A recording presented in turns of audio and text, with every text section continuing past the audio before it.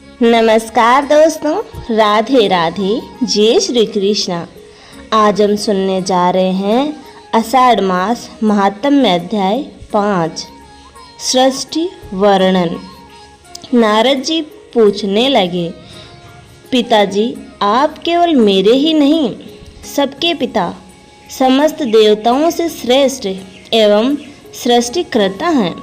आपको मेरा प्रणाम है। आप मुझे वह ज्ञान दीजिए जिससे आत्मत्व का साक्षात्कार हो जाता है। हे पिताजी, इस संसार का क्या लक्षण है? इसका आधार क्या है?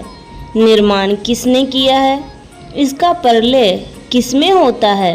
यह किसके अधीन है और वास्तव में यह है क्या वस्तु? आप इसका तत्व बतलाइए। आप तो यह सब कुछ जानते हैं, क्योंकि जो कुछ हुआ है, हो रहा है या होगा, उसके स्वामी आप ही हैं।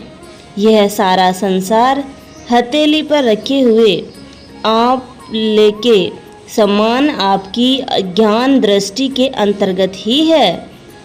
पिताजी, आपको यह ज्ञान कहाँ से मिला? आप किसके आधार पर ठहरे हुए हैं? आपका स्वामी कौन है और आपका स्वरूप क्या है?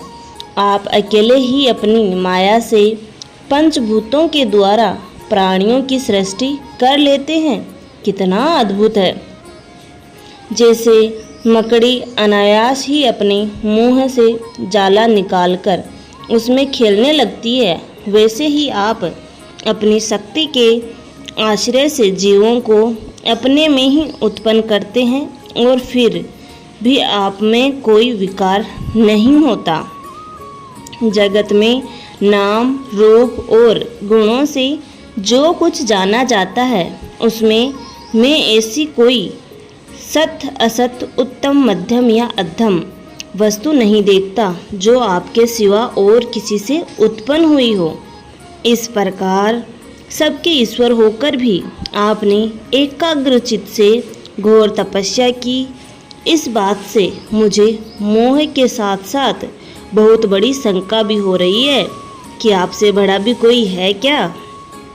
पिताजी, आप सर्वज्ञ और सर्वेश्वर हैं। जो कुछ मैं पूछ रहा हूँ वह सब आप कृपया करके मुझे इस प्रकार समझाइए कि जिससे मैं आपके उपदेश को ठीक ठीक समझ सकूं।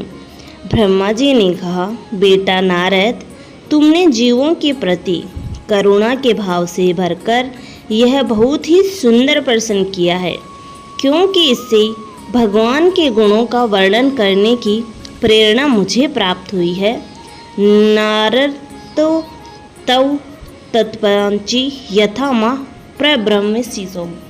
तुमने मेरे विषयों में जो कुछ कहा है, तुम्हारा यह कथन भी असत्य नहीं है, क्योंकि जब तक मुझसे परे का तत्व जो स्वयं भगवान ही हैं जान नहीं लिया जाता, तब तक मेरा ऐसा ही प्रभाव प्रतीत होता है। होकर जगत में प्रकाश फैलाते हैं, वैसे ही मैं भी स्वयं प्रकाश भगवान के चिंतनमय प्रकाश से प्रकाशित होकर संसार को प्रकाशित कर रहा हूँ। यह माया तो उनकी आँखों के सामने ठहरती ही नहीं, झेंप कर दूसरे ही भाग में जाती है, परंतु संसार के अज्ञानी जन उसी से मोहित होकर यह मैं हूँ, यह मेरा है, इस प्रकार बकते रहते हैं। उन भगवान वासुदेव की मैं वंदना करता हूँ और ध्यान भी, जिनकी दुर्जय माया से मोहित होकर लोग मुझे जगत गुरु कहते हैं। जैसे सूर्य, अग्नि, चंद्रमा, ग्रह, नक्षत्र और तारे उन्हीं के प्रकाश से प्रकाशित हैं। नारायण वेदा देवा नारायण गंजा, नारायण परा लोका, नारायण परा मखा। वेद नारायण के परायण है, देवता भी नारायण के ही अंगों में कल्पित हुए हैं और समस्त यज्ञ भी नारायण की प्रसन्नता के लिए ही हैं तथा उनमें जिन लोकों की प्राप्ति होती है वे भी नारायण में ही कल्पित हैं। भगवत रूप नारद द्रव्य, कर्म, काल, स्वभाव और जीव वास्तव में भगवान से भिन्न दूसरी कोई भी वस्तु नहीं है। सब प्रकार के योग भी नारायण की ही प्राप्ति के हेतु है। सारी तपस्याएं नारायण की ओर ही ले जाने वाली है। ज्ञान के द्वारा भी नारायण ही जाने जाते हैं। समस्त साध्य और साधनों का पर्यवसान भगवान नारायण में ही है। वे दृष्टा होने पर भी ईश्वर है, स्वामी है, निर्विकार होने पर भी सर्वस्वरूप है। उन्होंने ही मुझे बनाया है और उनकी दृष्टि से ही प्रेरित होकर मैं उनके इच्छा अनुसार सृष्टि रचना करता हूँ। भगवान माया के गुणों से रहित एवं अनंत हैं। सृष्टि, स्थित और प्रलय के लिए रजोगुण, सत्वगुण और तमोगुण ये तीन गुण माया के द्वारा उनमें स्वीकार किए गए हैं। ये ही तीनों गुण द्रव्य, ज्ञान और क्रिया का आश्रय लेकर मायातीत नित्य मुक्त पुरुष को ही माया में स्थित होने पर कार्य, कारण और कर्तापन के अभिमान से बांध लेते हैं। नारद इंद्रियादित्य भगवान गुणों के इन तीन आवरणों से अपने स्वरूप को भली भांति ढक लेते हैं, इसीलिए लोग उनको नहीं जान पाते।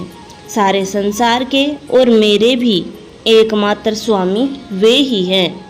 मायापति भगवान ने एक से बहुत होने की इच्छा होने पर अपनी माया से अपने स्वरूप में स्वयं प्राप्त काल, कर्म और स्वभाव को स्वीकार कर लिया। भगवान की शक्तियाँ ही काल ने तीनों गुणों में क्षोभ उत्पन्न कर दिया, स्वभाव ने उन्हें रूपांतरित कर दिया और कर्म ने महतत्व को जन्म दिया। रजोगुण और सत्वगुण की वृद्धि होने पर महतत्व का जो विकार हुआ उससे ज्ञान, क्रिया और द्रव्य रूप तम प्रधान विकार हुआ।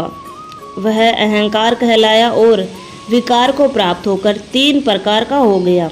उसके भेद हैं वैकारिक, तेजस और तामस। नारद जी वे क्रमशः ज्ञान शक्ति, क्रिया शक्ति और द्रव्य शक्ति प्रधान है। जब पंच महाभूतों के कारण रूप तामस अहंकार में विकार हुआ तब उससे आकाश की उत्पत्ति हुई। आकाश की तन्मात्रा और गुण शब्द हैं। इस शब्द के द्वारा ही दृष्टा और दृश्य का बोध होता है। जब आकाश में विकार हुआ तब उससे वायु की उत्पत्ति हुई। उसका गुण स्पर्श है।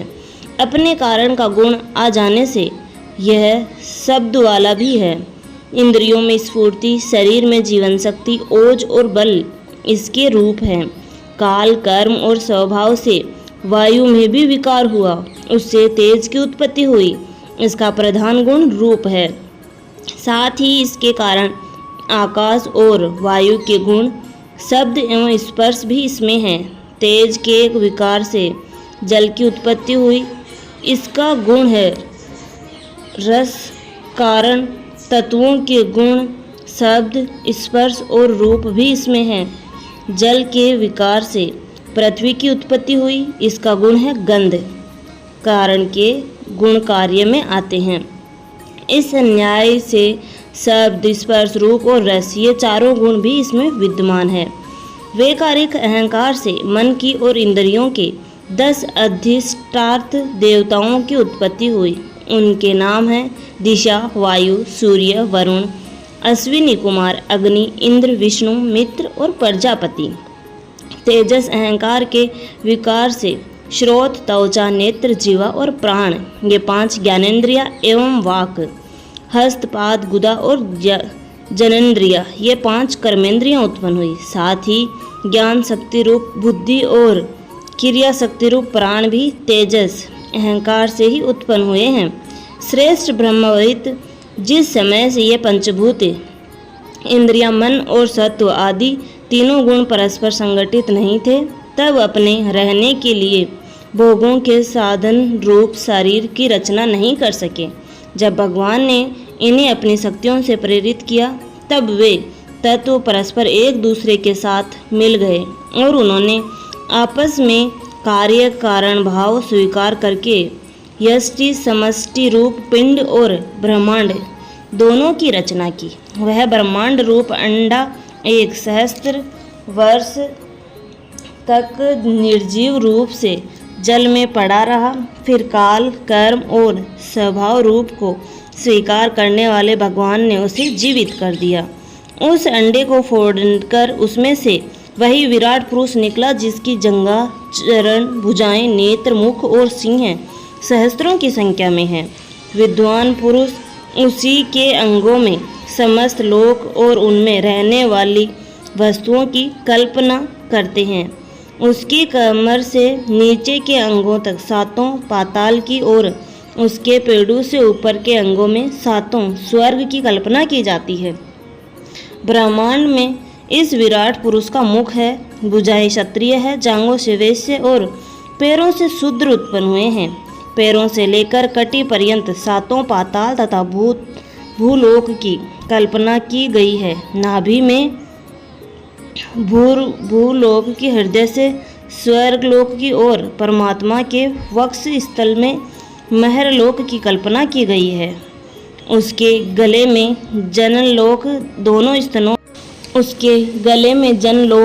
दोनों स्तनों में तपोलोक और मस्तक में ब्रह्मा का नित्य निवास स्थान सत्यलोक है। उस विराट पुरुष की कमर में अतल, जांघों में वितल, घुटनों में पवित्र सुतलोक और जंघाओं में तलातल की कल्पना की गई है।